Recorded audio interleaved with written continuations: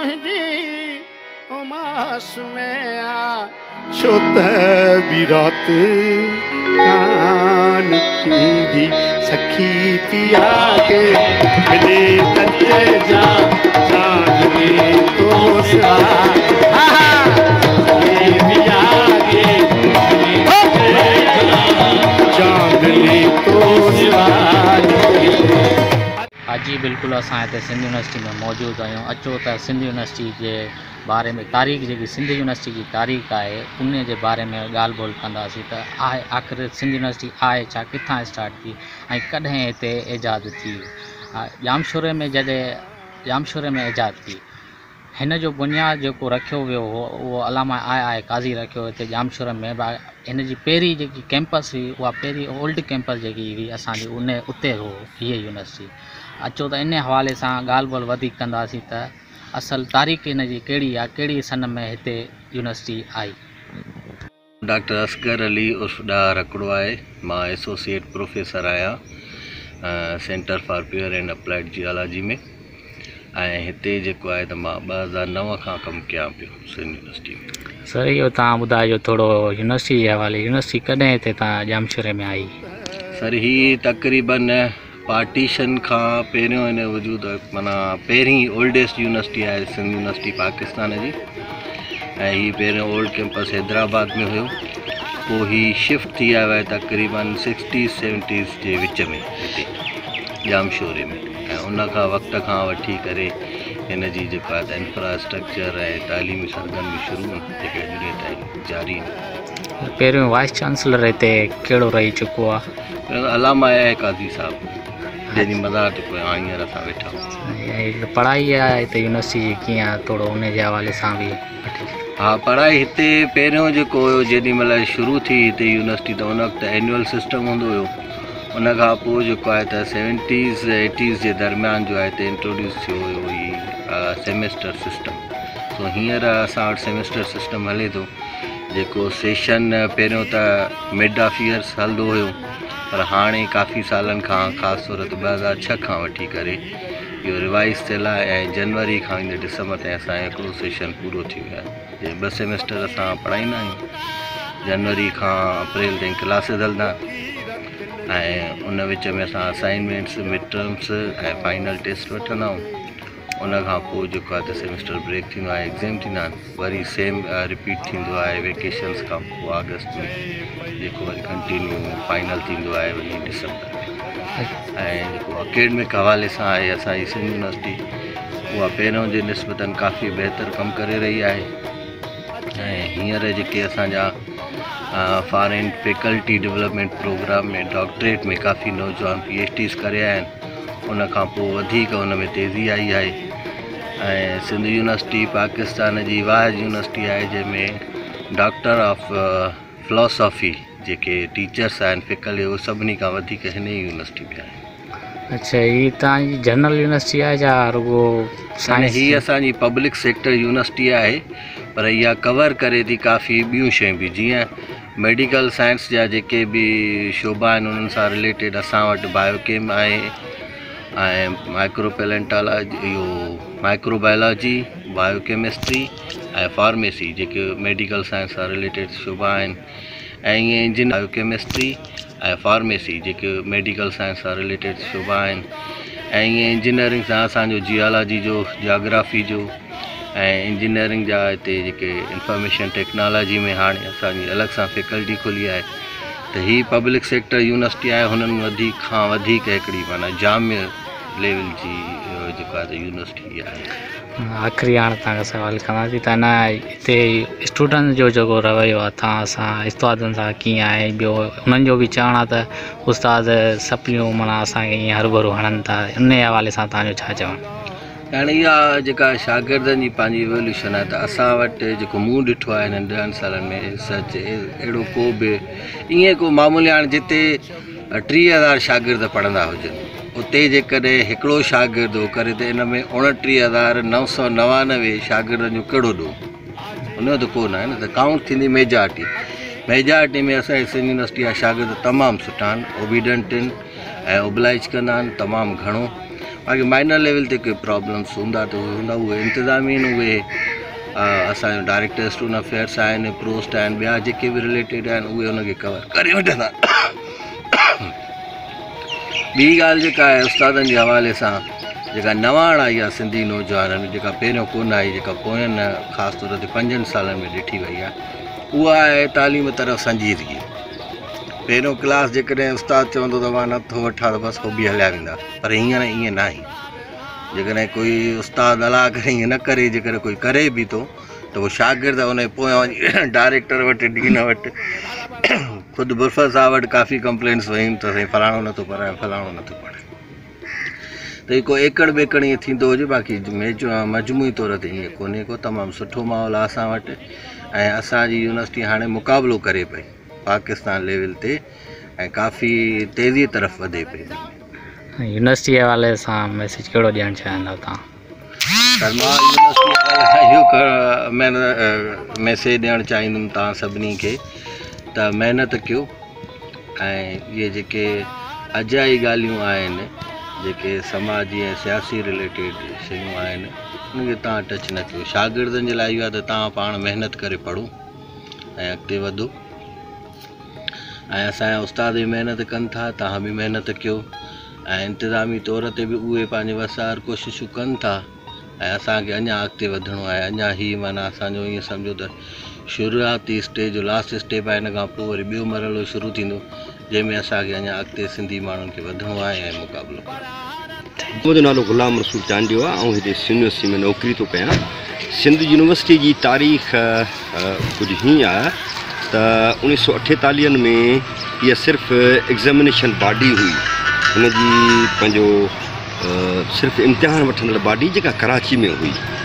पोइ अलामा काज़ी साहब हिन खे आंदो 48 धारे हिते आंदो ओल्ड कैंपस, जंहिंखे फैकल्टी ऑफ एजुकेशन पाण चऊं था, ओल्ड कैंपस में अलामा साहब हिन खे खणी आयो, ऐं उन में जेका घणे खां घणियूं सलाहूं हुयूं उहे साईं GM सैयद जूं हुयूं, ऐं उन सां गॾोगॾु पीर हिसामुद्दीन राशदी, ऐं इहे जेके असांजा वॾा नाला हुआ, डॉक्टर नबी बख्श ख़ान बलोच, इन्हनि जा नाला हुआ, जिन यूनिवर्सिटी खे हैदराबाद मुंतक़िल कयो। ऐं पहिरीं फैकल्टी जेका ठही उहा फैकल्टी ऑफ एजुकेशन ठही, उते पढ़ायो वियो। जॾहिं उहा मुकमिल थी त उन खां पोइ यूनिवर्सिटी जे लाइ हिते जामशुरे जे हिन इलाइक़े में ज़मीन ख़रीद कई वई। रिकॉर्ड मूजिबि के इहो था ॿुधाइनि त ज़मीन 22,000 एकड़ ख़रीद कई वई हुई, पर हिन वक़्तु रिकॉर्ड ते मौजूदु 11,000 एकड़ ज़मीन आहे। ऐं पोइ जॾहिं सलाह मशवरो थियो इन्हनि वॾनि जो, अलामा काज़ी साहब, उन सां गॾोगॾु साईं GM सैयद, पीर हिसामुद्दीन वारा, मखदूम तालिब मौला जी इन में कंट्रीब्यूशन हुई। उन्हनि ज़मीन सॼी हिते ॾिठी, ख़रीद कई, उन जा सॼा जेके बि प्रोसेस हुआ उहे सभई मुकमिल कया। उन खां पोइ डिस्कस थियो साईं GM सैयद ऐं अलामा काज़ी जे विच में त हाणे हिते कहिड़ी फैकल्टी ठाहिजे। पोइ साईं GM सैयद उन्हनि खे इहो चयो त जीअं त साइंस जे मज़मूननि में सिंध जो माण्हू पोइते पियल आहे, तंहिं करे पहिरियां साइंस फैकल्टी मां ठाहियो। पोइ सभ खां पहिरियां फैकल्टी ऑफ नेचुरल साइंसिस जेका आहे सा उहा ठही, ऐं उन में पहिरियों जेको शोबो ठहियो हुयो उहो फिज़िक्स डिपार्टमेंट ठहियो हुयो। उन खां पोइ केमिस्ट्री ठहियो, ऐं अहिड़ी तरह पोइ तरतीबवार ॿिया शोबा साइंस फैकल्टी जा ठहिया। उन खां पोइ फैकल्टी ऑफ सोशल साइंसिस ठही, ऐं अॻिते हली इस्लामिक फैकल्टी ठही, उन में मुख़्तलिफ़ शोबा ठहिया। आर्ट्स जी फैकल्टी ठही। अलहमदिल्ला सिंध यूनिवर्सिटी हिन वक़्तु पाकिस्तान जी ॿियों नंबर वॾे में वॾी यूनिवर्सिटी आहे, ऐं ॿियों नंबर वॾे में वॾी यूनिवर्सिटी बि आहे ऐं क़दीम यूनिवर्सिटी बि आहे। यानी लाहौर यूनिवर्सिटी उहा पहिरें नंबर ते आहे, उन खां पोइ ॿिए नंबर ते असां अचूं था। पर पखेड़ जे लिहाज़ खां आउं सम्झां थो त लाहौर यूनिवर्सिटी खां हीअ यूनिवर्सिटी असांजी वॾी आहे। हिते 55 खां मथे शोबा जेके आहिनि से उहे कमु कनि था, ऐं उन में हर तरह जा शोबा आहिनि। वेंदे एंथ्रोपोलॉजी डिपार्टमेंट बि क़ाइमु थी चुको आहे, उनखे बि काफ़ी साल थिया आहिनि, 7-8 साल, मूंखे यादि एग्ज़ैक्ट कोन्हे, पर 7-8 साल थी विया आहिनि। त एंथ्रोपोलॉजी ऐं आर्कियोलॉजी डिपार्टमेंट उहो बि हिते क़ाइमु थियलु आहे। ऐं सोशल साइंस में जेके बि शोबा अची था वञनि उहे लॻभॻि मौजूदु आहिनि सिंध यूनिवर्सिटी में। सिंध यूनिवर्सिटी में हिन दफ़े जेका लेटेस्ट जेका थी हुई एंट्री टेस्ट त 22,000 शागिर्द उन में अपीयर थिया हुआ। ऐं ख़ासि ॻाल्हि हिन यूनिवर्सिटी जी इहा आहे जो हिन यूनिवर्सिटी अंदरि सेंट्रल लाइब्रेरी आहे जेका मुल्क जे वॾनि लाइब्रेरियुनि मां हिकु लाइब्रेरी आहे। ऐं अञा बि वॾी ॻाल्हि सिंध यूनिवर्सिटी जी इहा आहे शानाइती त हिन वटि इंस्टीट्यूट ऑफ सिंधोलॉजी मौजूदु आहे जेका समूरे सिंधी कल्चर खे कवर थी करे, न रुॻो कल्चर खे पर इल्म ऐं अदब जा जेके मामला आहिनि। यानी तव्हां हीअं बि सम्झी सघो था त सिंधोलॉजी में रिसर्च लाइब्रेरी आहे जंहिंमें हज़ारनि जे तइदाद में किताब आहिनि ऐं उन में कलमी नुस्ख़ा बि मौजूदु आहिनि ऐं पाकिस्तान खां बि घणो अॻु जूं अख़बारूं जेके निकिरंदियूं हुयूं उहे उन में मौजूदु आहिनि ऐं तहक़ीक़ जे लाइ तमामु घणो लाजवाब क़िस्म जो मवादु जेको आहे उहो मौजूदु आहे उन लाइब्रेरी में। उन खां पोइ वरी उन जी बिल्डिंग आहे सिंधोलॉजी जी, उन में मुख़्तलिफ़ गैलरीज़ आहिनि जंहिंमें सिंध जे कल्चर खे ॾेखारियो वियो आहे, सिंध जे ॿहिराड़ी जे कल्चर खे ॾेखारियो वियो आहे, सिंध जे कारोबारी कल्चर खे ॾेखारियो वियो आहे, सिंध जे महिमान नवाज़ी जे कल्चर खे ॾेखारियो वियो आहे, मुख़्तलिफ़ जेके धंधा ऐं किरतूं हुयूं उन हवाले सां ॾेखारियो वियो आहे, उहो सिंधोलॉजी आहे। ऐं उन सां गॾोगॾु आर्ट्स फैकल्टी आहे जंहिंमें असां वटि मास कम्युनिकेशन आहे, इंग्लिश लिटरेचर आहे, लिंग्विस्टिक आहे, तमामु घणा शोबा आहिनि। यानी जेके बि शोबा ज़िंदगी जा आहिनि उहे असांजी यूनिवर्सिटी कवर करे थी। हीअ जेका यूनिवर्सिटी आहे सा सिंध जे लोअर मिडिल क्लास ऐं मिडिल क्लास जे माण्हुनि जी आहे जेका हर साल हज़ारनि जे तइदाद में शागिर्द कढे थी ऐं समूरी सिंध मां हिते जेको आहे सो शागिर्द पढ़नि था। उन सां गॾोगॾु हिन यूनिवर्सिटी जूं कैंपसिस आहिनि, ऐं सम्झां थो 12 खां मथे कैंपसिस आहिनि। कराची में आहे, नौशरो फिरोज़ में आहे, दादू में आहे, लाड़काणे में आहे ऐं ॿियनि अमीरपुर ख़ासि में आहे, ठटे में आहे। यानी उते कैंपसिस बदीन ज़िले में कैंपसिस आहे तमामु शानदार क़िस्म जी जिथे तमामु असांजी सुठी फैकल्टी आहे उहा पढ़ाए थी ऐं हीअ असांजी मेन कैंपस आहे। उते बि असांजा ॿार पढ़नि था, हिते बि असांजा ॿार पढ़नि था ऐं असांजा उस्ताद इंतिहाई शानदार महिनती आहिनि ऐं तमामु घणा। ऐं सम्झां थो त मूंखे एग्ज़ैक्ट फिगर जी ख़बर कोन्हे का, तव्हां मूंखे अचानक पंहिंजो इहो खणी पकड़ियो आहे, पर 150 खां मथे PhD स्कॉलर आहिनि जेके 12 PhD करे आया आहिनि, 150 खां मथे। इहा माना ग़ैर मामूली ॻाल्हि आहे। साईं थोरो इहो ॿुधाइजो त न जेको सिंध यूनिवर्सिटी जेकी आहे, सिंध यूनिवर्सिटी जो असुलु नालो रखियो कंहिं हो? सिंध यूनिवर्सिटी जो असुलु नालो इहो पहिरियों जेको हुनजो वाइस चांसलर हुयो जंहिंजो फ़ोटो बि लॻियलु आहे हिन में सिंधोलॉजी में, हुनजो मूंखे नालो हिन वक़्तु यादि ज़हन ते न पियो अचे, उन रखियो हुयो। पर सिंध यूनिवर्सिटी जो नालो दरअसल सिंध गवर्नमेंट रखियो हुयो, ज़ाहिर आहे सिंध गवर्नमेंट तरफ़ां, सिंध असेंबली तरफ़ां उनजो जेको एक्ट पास थियो हुयो त उन रखियो हुयो। पर इन जो सिंध यूनिवर्सिटी जो नालो जेको क्रेडिट वञे थो इहो अलामा काज़ी साहब ॾे थो वञे। दरअसल असां इहो क्रेडिट उनखे ॾींदासीं छाकाणि त हेॾी जेका एस्टेब्लिशमेंट थी आहे यूनिवर्सिटी जी, हेॾी वसी पैमाने ते जेका मुल्क जी 2 नंबर वॾी यूनिवर्सिटी थी आहे, त इहो क्रेडिट सॼे जो सॼो अलामा आया काज़ी साहब ॾांहुं वञे थो ऐं उन इहो यूनिवर्सिटी जो नालो रखियो हुयो। ॿियो को सुवाल हुजे त पोइ उन हिसाब सां। ॿियो सर सुवाल इहो आहे जो त न हिते जेको जामशोरे में सिंध यूनिवर्सिटी आई उहो कहिड़े सन में आई?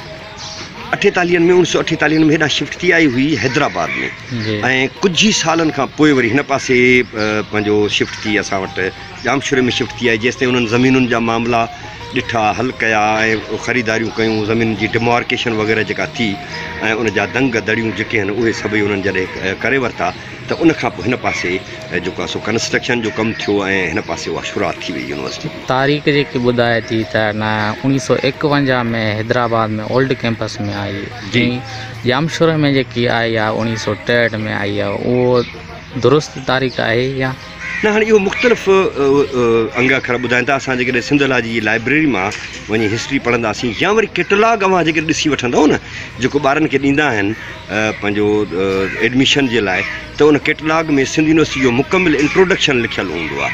त उन में उहे एग्ज़ैक्ट जेका डेट आहे या एग्ज़ैक्ट जेको साल आहे उहो त उन में मौजूदु आहे, उतां खां तव्हां खणी सघो था, उते तव्हांखे ख़बर पइजी वेंदी। पर आहे इहो ई अरसो जेको अवां ॿुधायो पिया त 51 ऐं 55 वारा जेके साल आहिनि इन्हनि सालनि में सिंध यूनिवर्सिटी हेॾा जामशोर में शिफ्ट थी आहे।